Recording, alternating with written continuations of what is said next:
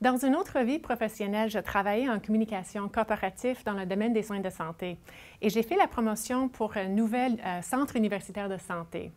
Une de mes tâches était de faire les entretiens avec plusieurs parties prenantes, une diversité de parties prenantes, pour démontrer leur contribution à un effort collectif à l'amélioration de la qualité des soins. Et j'ai été frappée par la diversité des perspectives, des points de vue de ces personnes envers le patient et de leur contribution. Par exemple, j'ai fait un entretien avec un ambulancier qui transportait les enfants malades et leurs parents d'un site à l'autre pour des traitements spécialisés. Et il avait une connexion, une relation très humaine avec le patient. La semaine d'après, j'ai fait un entretien avec une vedette en recherche en oncologie et en génétique. Et cette personne concevait plutôt le patient comme un code génétique.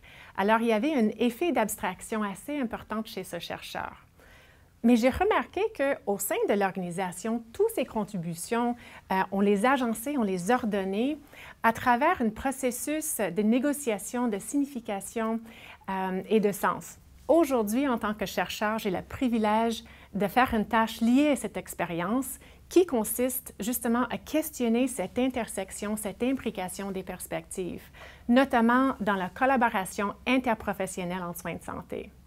Plus spécifiquement, je m'intéresse au rôle des pratiques de la communication dans la construction de sens, la construction collective de sens, et aux pratiques de communication, aux interactions par lesquelles on collabore par-delà les frontières interprofessionnelles. Et c'est une question importante parce que de plus en plus, la prestation de soins se fait sous la mode collaborative par des équipes interprofessionnelles et en collaboration avec le patient.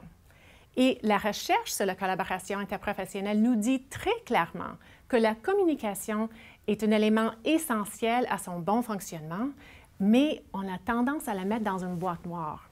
Alors, en tant que chercheur, j'essaie d'ouvrir cette boîte noire et d'utiliser les outils conceptuels théoriques qui viennent de notre discipline de la communication pour répondre à la question suivante. Quel est le rôle de la communication dans la collaboration?